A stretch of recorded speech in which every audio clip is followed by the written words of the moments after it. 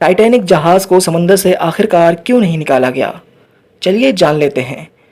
दोस्तों, आज से 110 साल पहले 15 अप्रैल 1912 वो तारीख थी जब दुनिया का मशहूर तरीन बहरी जहाज़ टाइटैनिक समंदर में डूब गया था। उस वक्त रात के 2:20 हो रहे थे।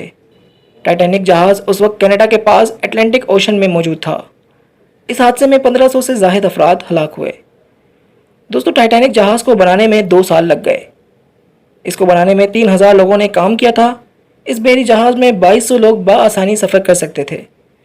हादसे के दिन ये जहाज़ इंग्लैंड से अमेरिका सफ़र कर रहा था, लेकिन अपने सफ़र के दौरान ये एक आइसबर्ग से टकरा गया। कुछ लोगों का कहना है कि उस वक्त टाइटैनिक जहाज़ में आग लग गई थी और ये इसके डूबने की सबसे बड़ी वजह थी। आइसबर्ग से टकराने के बाद टाइटैनिक 2 हिस्सों में टूट गया और ये समंदर की गहराई में चला गया। कितनी गहराई, ये बात आप जानकर हैरान रह जाएंगे। दोस्तों, टाइटैनिक समंदर में 12,600 फीट की गहराई में मौजूद है। जब 1912 में टाइटैनिक जहाज़ डूब रहा था तो इसके डूबे हुए मलबे को ढूंढने की बहुत कोशिश की गई। कई टीम्स अटलांटिक ओशन में जाकर वापस आ चुकी थीं, लेकिन टाइटैनिक का कुछ पता नहीं चला। वीडियो पसंद आ रही हो तो चैनल को ज़रूर सब्सक्राइब कर देना ताकि ऐसी वीडियोज़ आपको मिलती रहें। समंदर की 12,600 फीट की गहराई में शदीद अंधेरा होता है और यहाँ पानी का प्रेशर भी बहुत ज़्यादा होता है, यानी टाइटैनिक को ढूंढना एक बहुत बड़ा चैलेंज था। इसके अलावा उस जगह अक्सर मौसम भी ख़राब हो जाता था। इसी तरह 73 साल गुजर गए और फाइनली 1985 में जाकर टाइटैनिक का मलबा ढूंढ लिया गया।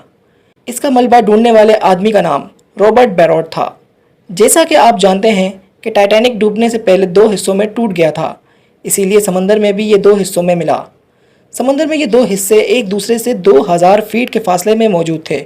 इसको ढूंढने के बाद रॉबर्ट बैरॉड ने कहा था कि मुझे पूरा यकीन है कि टाइटैनिक को कभी भी निकाला नहीं जा सकता और इसका मलबा आज भी समंदर में मौजूद है। 2 साल बाद 1987 में 1800 चीज़ें निकाले जाने की रिपोर्ट भी सामने आई, जिनमें कुर्सी और घड़ियाँ वगैरह शामिल थीं। टाइटैनिक जहाज़ का वज़न बहुत ज़्यादा था और ये जहाज़ 12,600 फीट की गहराई में मौजूद था, इसलिए 2010 तक टेक्नोलॉजी की कमी की वजह से इसे निकाला नहीं जा सका। मगर आज की तारीख में जदीद टेक्नोलॉजी की मदद से इसे बड़ी आसानी से निकाला जा सकता है।